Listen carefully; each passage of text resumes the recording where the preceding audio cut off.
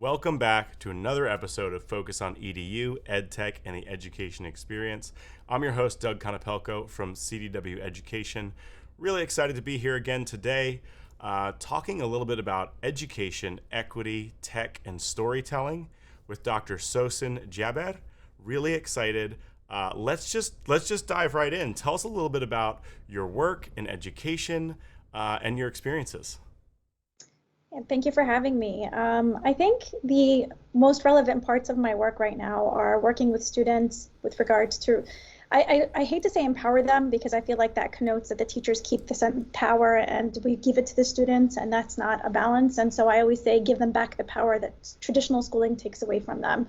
And I feel like that really has been my focus both through the consulting that I do and the work that I do with my students in the classroom, just really trying to figure out ways to give them the opportunities to share their stories, to understand their own positionality, to interrogate their identities, to interrogate not just where we are today, but how we got here from a historical perspective, and understand their role as, I call them scholar activists, and understand what that means in order for us first to educate ourselves. But once we know, the big question is now, what do we do with what we know?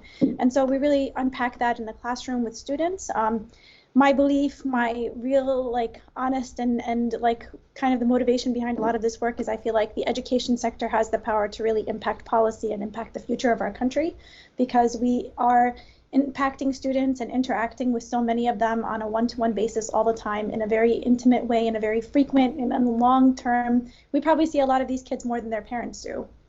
And so in that time, I feel like we have opportunities to really give them time to engage, opportunities to benefit from authentic learning, real world experiences, understand the world around them, build civic engagement, get them to understand the importance of them being civically engaged, but also get them to understand the importance of being critically conscious, culturally conscious, and understand the world that's around them beyond just their individual silos, but the world at large, and understand how we're all connected to each other in that way, and then the responsibility that comes with those understandings. So you are currently an English teacher. What does that look like? What does this idea of the scholar activist look like as it materializes at a school? So I think oftentimes as English teachers, what we hear is we want teachers to be culturally responsive. And to a lot of teachers, that translates into putting in novels in the classroom that look like our students. And I feel like that's definitely super important, right? Like shifting the narrative for kids to see accurate mirrors of themselves is so, so important, but it's also very limited because we have the kids now understanding and maybe starting to embrace some of that identity. But I think oftentimes some of the errors that happen are that teachers have one novel that they think is representative of an entire group of people. The conversation that accompanies the novel isn't happening. So in my class, it's a three-part curriculum. I've completely transformed the class into a social justice literature course. And so we have learn, link, and lead. And the year is divided into three parts. The first part of it is just really learning about ourselves, because equity work is introspective. So getting the kids to really interrogate their privilege, getting kids to interrogate the intersections of their identity, getting kids to really think about how they identify and how the world views them, and how those two things sometimes really shape the way we see the world and the way we interact with it, from a historical perspective and from a current events perspective. Getting them to think about their values and where some of those things come from, right? Like really the impact of our families, our cultures, and all of these different things. And by doing that, we're creating both mirrors and windows. Because at the same time that kids are content creators now in the classroom, they're reading literature that mirrors some of these questions that they're answering with writers, and then they're creating. We have like a read one, write one rule in the classroom where the kids read something and then they create something that is similar but their own perspective or their own story, and then they share that out with their classmates in a bunch of different ways using a lot of different technology platforms. And so once they share, we're ultimately dismantling single story stereotypes because the kids are being exposed to so many different stories from their classmates, and that creates a really strong community of understanding why we may feel differently, why we may observe different holidays, why some certain issues are contentious for some people and not others. And so it really just kind of dismantles and brings to life that our lived experiences really shape who we are. Once we can create that understanding, we can go to link and really start to think about historically marginalized groups and their intentionally erased stories. And we start with the Native Americans because I feel like that's only fair. In many schools, Native Americans are taught as a history, but Native Americans still exist in our country today. So we start with where are they now, and then we talk about how did they get here. We read tons of poetry. Again, they read one, they write one. I'm not a stickler for like memorize the vocabulary or mirror this ballad or let's count the syllables. It's more about like creating voice. How many ways can we tell our stories? Really thinking about the authentic writer and your story as a form of activism and dismantling what people think about who we are as people, but also your story as a form of building community. And so once we unpack, we go through Native Americans, the Latino community, because the school that I'm teaching is primarily Latinx. We talk about Arab stories.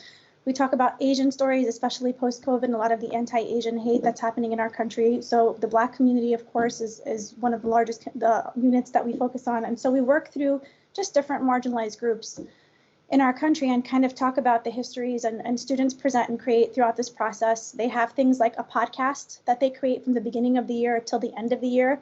And they have a podcast series and they name it and they create a cover for it. They have a tagline and they create different episodes as they progress through the curriculum.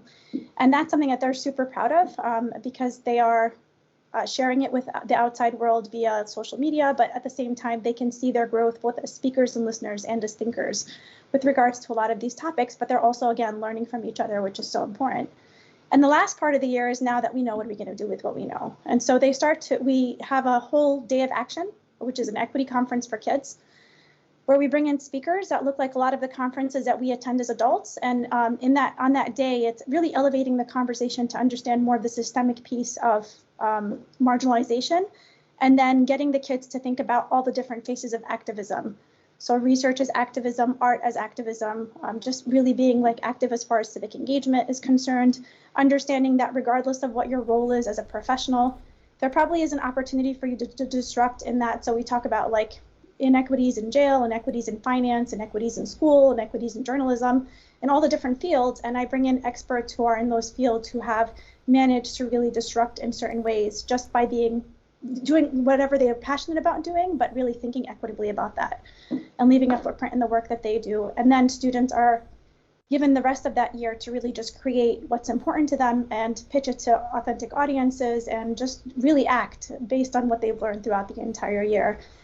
And so even though the year has ended, throughout the summer, I've had students reaching out to me with all of the current events that are happening, and they're continuing to act and do things throughout the year, throughout the summer. And so I feel like just really immersing them in this world and giving them the opportunity to engage in these conversations in authentic ways really shifts who they are. It becomes a part of what's important to them, becomes a part of their value. And even when you're not requiring them to think or do, they're doing it in the summer on their own, and they're reaching out because they're proud of themselves and they want to share and get your opinion about what they've created. And so it definitely is super impactful. Well, that's incredible. And I think we almost already hit on education, equity, storytelling, and the technology piece. So tell me a little bit more about, you talked about them creating these podcasts as that is like one form of storytelling. But what are some of the, other ways you've had students either tell their stories or what the impact of that storytelling is? So I think one of the things that I'm most proud of this year was students created spoken word art. And that was like kind of talking about things that weren't working for them in our school. And I always talk to them about like, how can we leave our footprint? Because I teach juniors and seniors. And so, they're on their way out, ready for the next chapter of their lives. It's time for them to start thinking about a lot of these things.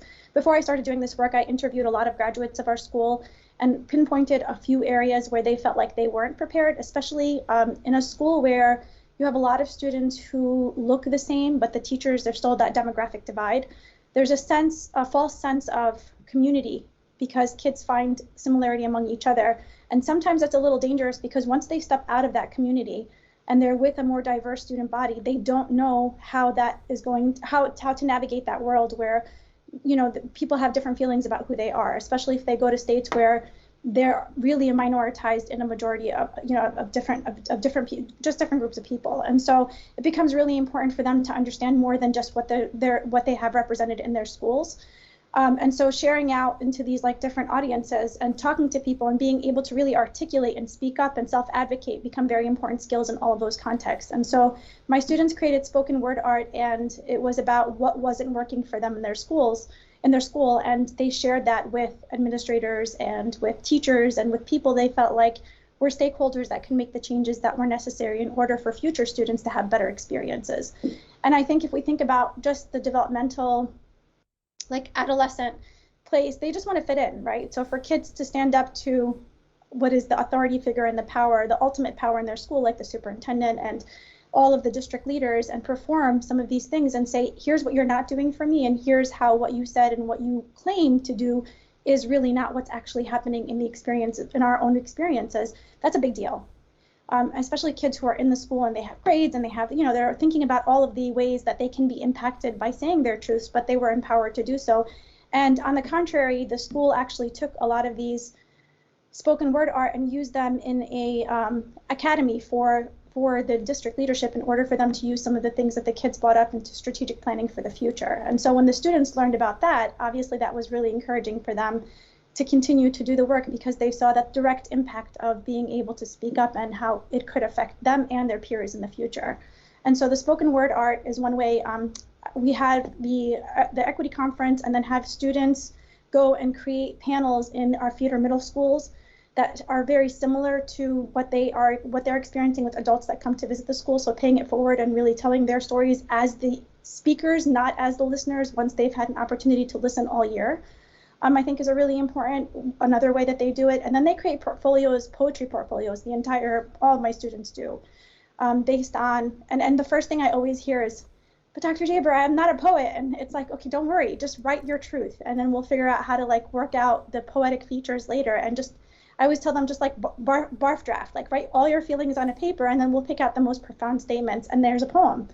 And so once they kind of think about shedding all of what we consider those strict limitations of what poetry writing or writing in general looks like, and they think about my voice as power, I gotta tell you, Doug, like I've cried with them.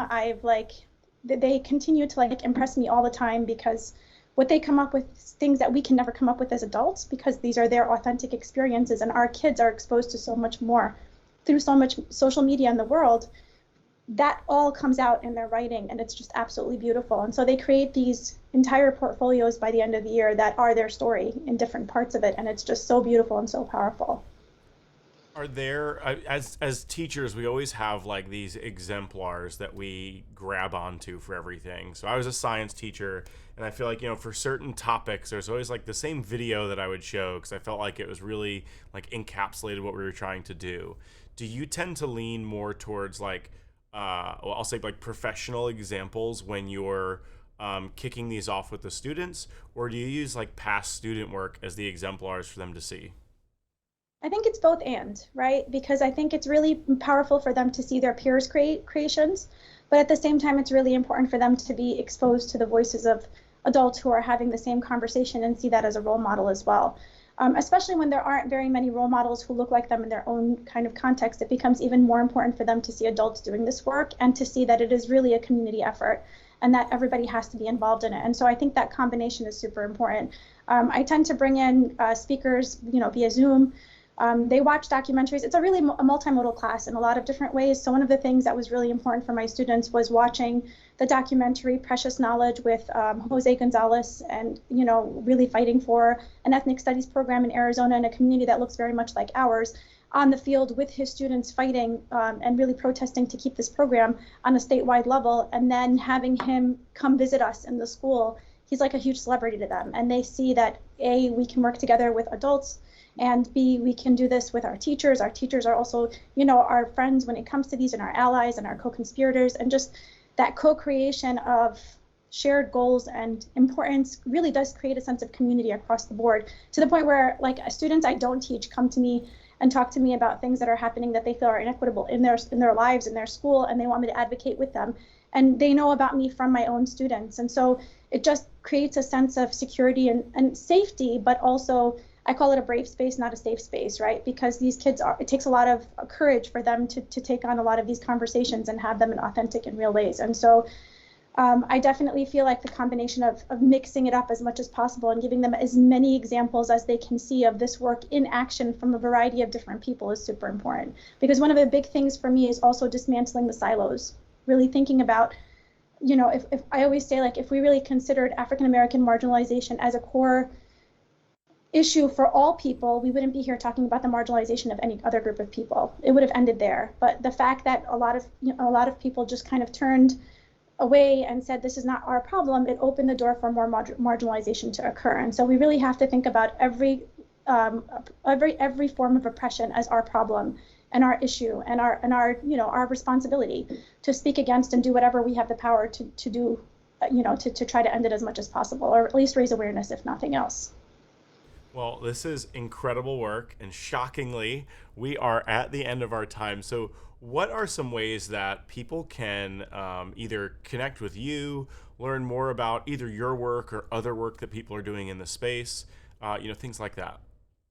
So I'm really fortunate to be a part of a cohort of teachers in an organization named Our Voice Alliance. And so if you Google Our Voice Alliance, you will meet 80 plus other educators across the country who are doing similar work across the board at different capacities, some with adults, some with kids, but just a really amazing team that I know you've interviewed a whole bunch of them on the show too, because I was looking at Dr. Natasha Richel, Nicole, like there's just Ken Shelton, Dee Lanier, they're all a part of this amazing team. Just some real, I think, giants when it comes to this work, and I feel like super privileged to be a part of that community. And so I definitely would say follow them on Twitter, follow the work that they're doing, the things that they're creating, the spaces that they occupy are definitely those powerful spaces. I learn from them every single day. For me, Twitter is probably the best place to reach me. My handle's at SJ Educate. And then if anybody's interested in having conversations or sharing some of the things I've created with my students, I'm happy to do that as well. My email at work is sjaber@Leiden. It's the summertime, so I don't even know what my email is at school, but 212 at .org, and my work email is educationunfiltered@gmail.com. So those are all the best ways to reach out and again, continue this conversation, or I'm happy to share resources or things that have worked with us and things I've learned along the way, because I definitely didn't start here. This is my 23rd year in education, and when I think about some of the mistakes I made in my learning, it's cringeworthy. So definitely happy to share some of those things that I learned along the way with whoever's interested in listening. Listen, I think we all have a lot of education skeletons in our closet, and we won't surface those today. Thank you so much for sharing some of your stories and experiences with us. Thank you for having me. I appreciate it. Thanks for joining us today. Don't forget to like and subscribe so that you can be notified whenever we post new content. Looking forward to seeing you next time.